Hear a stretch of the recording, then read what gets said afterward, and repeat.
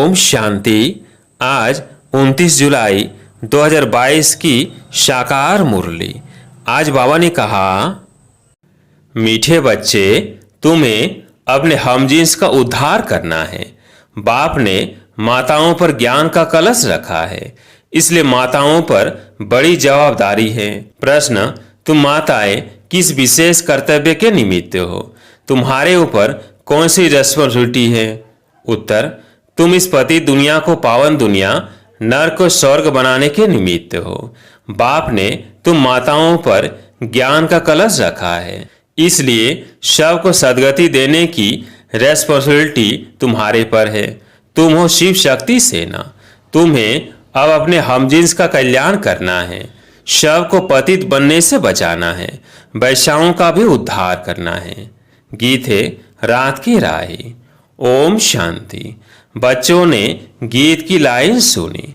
अब चले वतन की ओर, अर्थात सुख धाम की ओर। सुख धाम की स्थापना अर्थ माताओं को ही रखा गया है। ज्ञान अमृत का कलश माताओं पर रखा है।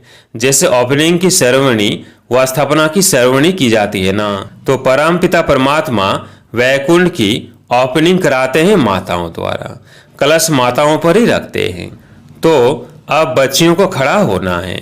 शक्ति दल है ना, बच्चों पर बाप रेस्पॉन्सिबिलिटी रखते हैं। ऐसे नहीं कि इन गुरुओं पर बाप ने कोई रेस्पॉन्सिबिलिटी रखी है कि सबको सद्गति दो। अभी तुम जान गए हो कि सद्गति देना इन माताओं का काम है। सद्गति होती है ज्ञान से। ज्ञान का कलश माताओं को मिला है। पहले पहले दिखाते हैं कलश रखा जगत अम्बा पर। शास्त्रों में तो लक्ष्मी का नाम रख दिया है, यह फर्क पड़ गया है। कलश रखा है तो माताओं पर, काली पर कलश रखा है। काली की महिमा है ना, चित्र तो अनेक बना दिए हैं, तो अब माताओं पर कलश रखा है, क्योंकि इस समय तुम्हारी हमजिस माताओं की बुरी गति है। तुम शिव शक्तियां कहलाती हो। तुम हो गुप्त सेना। तुम्हारी बुद्धि में उमंग उठना चाहिए। तुम अपना स्वराज स्थापन कर रहे हो। वंदे मातरम भी गाया हुआ है। भारत खंड का नाम ही गाया जाता है। कहते हैं भारत माता की जय, अर्थात भारत में रहने वाली माताओं की जय। जो माताएं विश्व को स्वर्ग बनाती हैं, ऐसी माताओं की जय। वह फिर भूल कर सिर्फ कह देते हैं भारत माता। बाबा तुम माताओं का नाम वाला करते हैं। स्वर्ग की ओपनिंग सेरेमनी कराते हैं। तुम कहती हो, शिव बाबा हम माताओं द्वारा विश्व को स्वर्ग बनाते हैं। विष्णु पितामह आदि को भी तुमने ज्ञानवाण मारे हैं। तो बाप कहते हैं ज्ञानवाण लगाने में डरो मत। पढ़ना है और पढ़ाना है। तुम सेना ही निमित्त बनी हुई हो। मास्टर नॉलेजफुल होना। सरस्वती को बड़ा व्यंजो दिया है, क्योंकि वह सबसे तीखी है। दुनिया तो नहीं जानती। तुम जानते हो कि अब हम सांवरे से गोरे बनते हैं। काली के पास जाएंगे। वह तो मामा का इतना रोते हैं, जो बात मत पूछो। होता तो कुछ भी नहीं है। कलकत्ते में काली की बहुत महिमा है। अब ये ब्रह्मा तो माँ है नहीं, इसलिए कलश फिर माताओं को मिलता है। तुम हो माँ की सेना हमजिन्स। तुम कहते हो बाबा जैसा हूँ वैसा हूँ, आपका हूँ। यह भी कहते हैं जैसे हो वैसे हो मेरे हो, परंतु श्रीमत पर चलना है। सजनियां तो सब है, सब कहेंगी हम ईश्वर के हैं।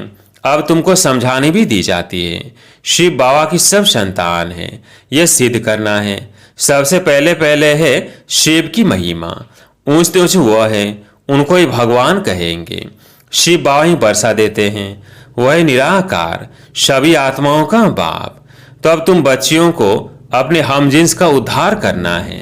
माताओं पर ही सारी रेस्पॉन्सिबिलिटी है। वंदे मातरम बाप भी कहते हैं। शिव बालक है तो वंदे मातरम करना पड़े ना।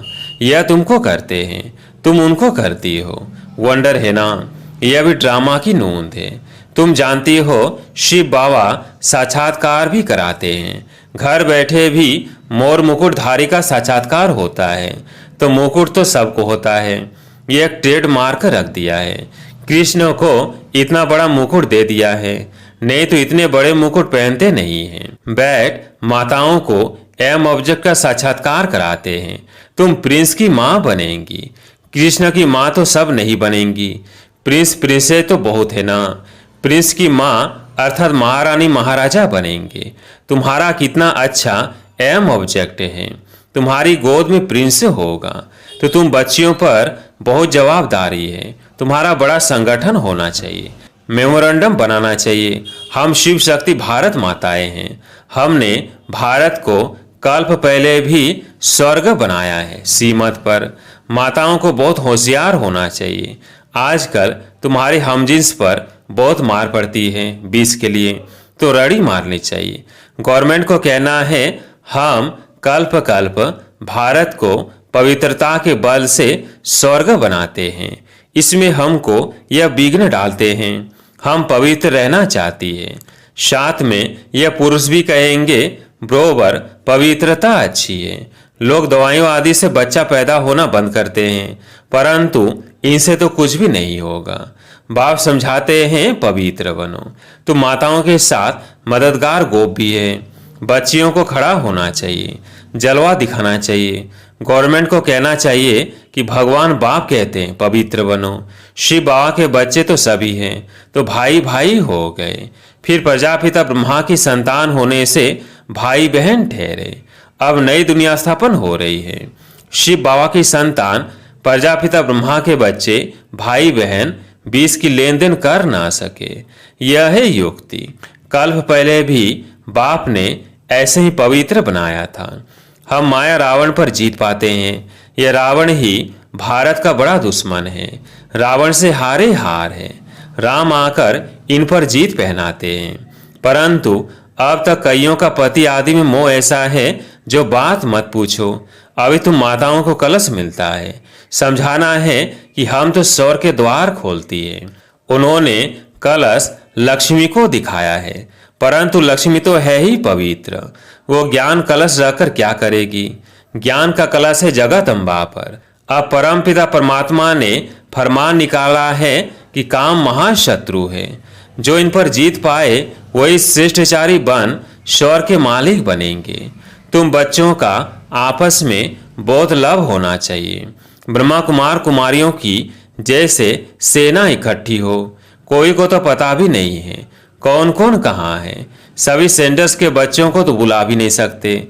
माताओं को बंधन बहुत है, बच्चों को भी संभालना है, नहीं तो पुरुष रिपोर्ट कर देते हैं। यूं तो पुरुष चले जाते हैं तो घरबार कौन संभालता है। तुमको दिखाना है। वो तो हठयोग सिखलाते हैं, हम राजयोग सिखलाते हैं। इसलिए हमको सेल्वेशन मिलनी चाहिए। बाबा ने समझाया था कि तुम वैश्याओं को भी समझाओ कि ये गंदा धंधा अब बंद करो। तुम स्वर्ग का द्वार बनो। तुम यह काम करके दिखाओ तो तुम्हारा नाम बहुत वाला हो। उन्हों का भी कल्याण करना है। ये संगम युग है ही कल्याणकारी। पवित्रता पर खूब रड़ी मारनी है। इन वैश्याओं पर रहम करना है। गवर्नमेंट भी अब उन्हों को कुछ न कुछ काम में लगाती रहती है। तुम ऐसा समझाओ जो अखबार में भी पढ़े कि ब्रह्मा कुमार कुमारियां तो वैश्याओं को भी नॉलेज दे इस गंदे धंधे से छुड़ाती है, क्योंकि काम महाशत्रु है। इनसे तुम पतित गंदे बनते हो। यह दुनिया ही भ्रष्टाचारी है ना। बाप आकर माताओं को उठाते हैं। गोपों का काम है मददगार बनना। जो मेहनत करेगा वो ऊंच पद पाएगा। अपने हमजिन्स पर रहम करना चाहिए। इनका नाम ही है वैशालय। बाप आकर शिवालय बनाते हैं। वास्तव में यह है ज्ञान की बातें। बाप इस मनुष्य तन में आकर तुमको ज्ञान सुनाते हैं। तुम जानते हो हम अब कब्रिस्तानी से परिस्तानी बन रहे हैं। यह ज्ञान मान सरोवर। ज्ञान में गोता लगाते रहते हैं। तीर्थों पर जाते बहुत मेहनत आदि करते हैं। पैदल जाना, सामान आदि उठाना बहुत मेहनत होती है। अब तुम समझ गए हो। बाबा मनुष्य तन में बैठ ज्ञान स्नान कराते हैं। बाकी परियां आदि कोई नहीं है। तुमको ज्ञान परी बनाने वाला बाबा है। कितनी अच्छी अच्छी बातें धारण करने की है।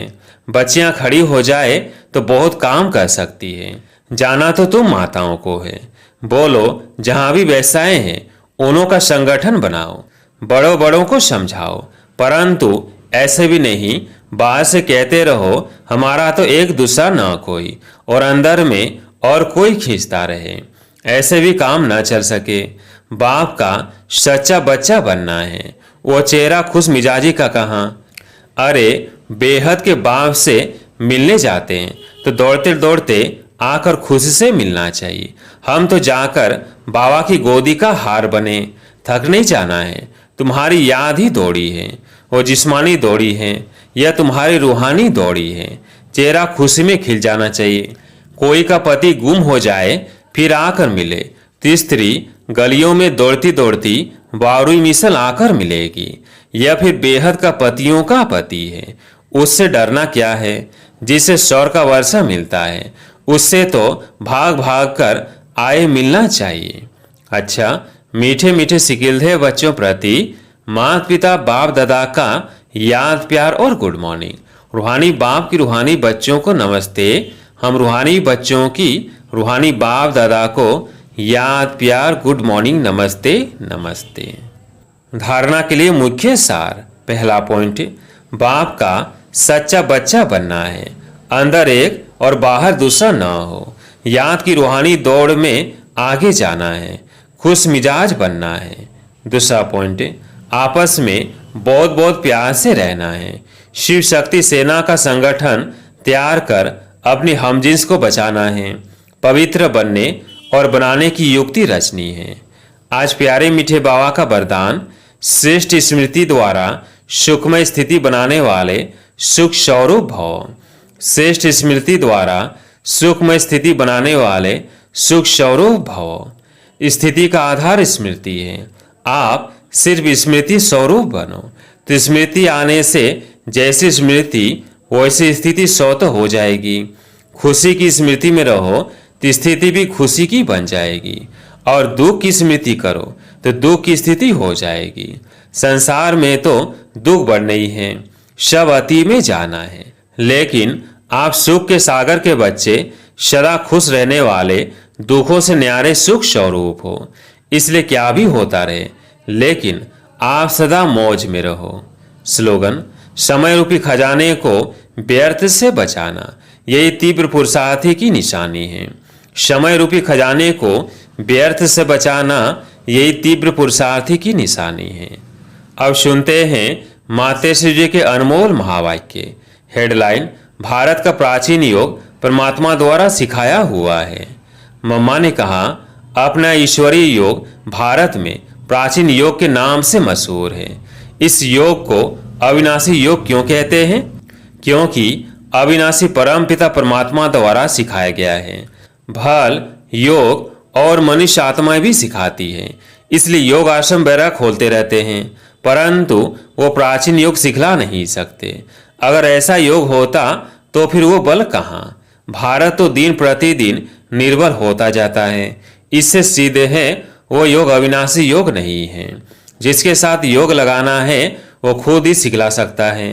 बाकी औरों से तो योग लगाना ही नहीं है तो फिर सिखलाएंगे कैसे? यह तो स्वयं परमात्मा ही कार्य कर सकता है, वही हमें पूरा भेद बता सकता है। बाकी तो सब तरफ कहते रहते हैं हम योग सिखलाएंगे। यह तो हम जानते हैं कि सच्चा योग तो खुद परमात्मा ही सिखलाए। सूर्यवंशी चंद्रवंशी घराना स्थापन कर देवी राज स्थापन करते हैं। अब वो प्राचीन योग भी परमात्मा आकर कल्प कल्प हमें सिखलाता है।